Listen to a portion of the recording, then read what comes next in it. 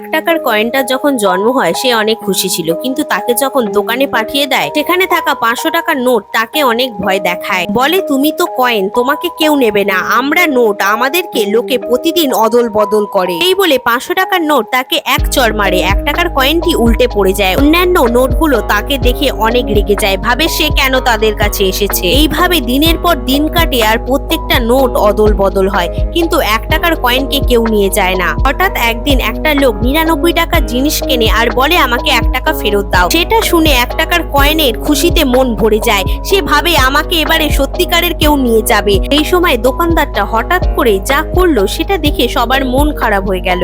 দোকানদারটা 1 টাকার কয়েনের পাশে থাকা একটি চকলেট তুলে সেই কাস্টমারটাকে দিয়ে দেয়, যেটা দেখে 1 টাকার কয়েন কিছুতেই মানতে পারছিল না।